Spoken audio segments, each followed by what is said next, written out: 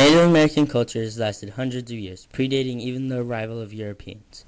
Much of their history, though, has been overshadowed and pushed aside, but the novel Bury My Heart at Wounded Knee by Dee Brown illustrates a time period from 1860 to 1890. The novel begins with the forced march of the Navajos westward toward the Rocky Mountains. It continues with Little Crow's War, which is a fight for food, and the War of the Cheyennes.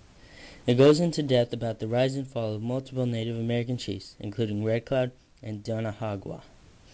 As the book progresses, many stories are told, leading up to the most well-known event in Native American history, the massacre at Wounded Knee. In this massacre, the body count reached over 300 dead Native Americans. Only 4 men from Bigfoot's tribe survived. This 30-year period of Native American history illustrates one of the most tragic and one of the few only known periods of Native American history. It was widely assumed that they were saving the Native Americans from themselves, that the faster they could eradicate their culture, the better lives the Native Americans would have, when in truth, most of the Native American people had no desire to change their way of life.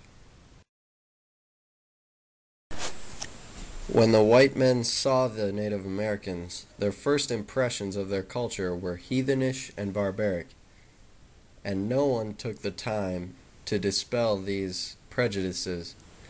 In fact, most white men openly portrayed their prejudices, often to the face of the Native American people.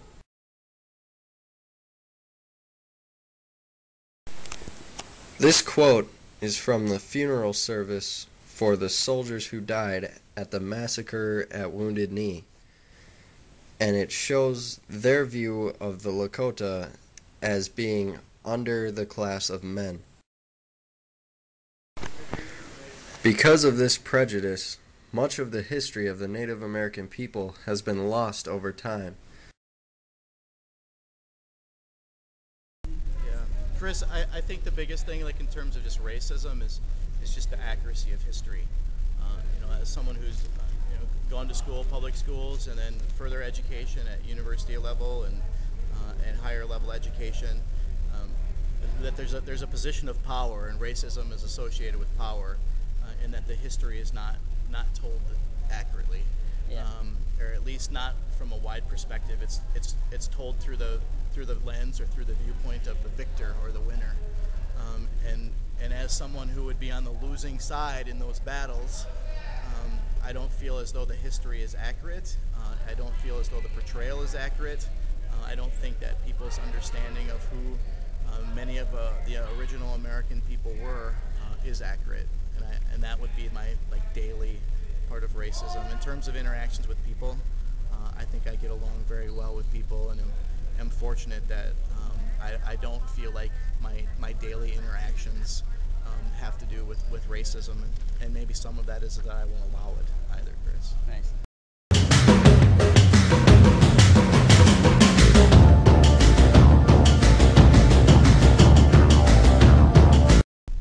So one, I think Chris is instilling pride, having that connection.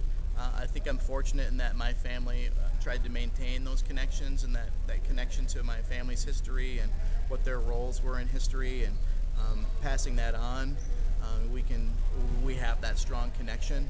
I mean, you can read about American Indians today and their fears about their cultural identity being lost within the next few generations, but I would think that from my perspective, the dominant culture is losing their culture at even a quicker rate. That it's very important in my family who we are and where we came from and what the struggles of my family was and continue to be, based upon who we are and the history that we lived. So that strong personal connection to them.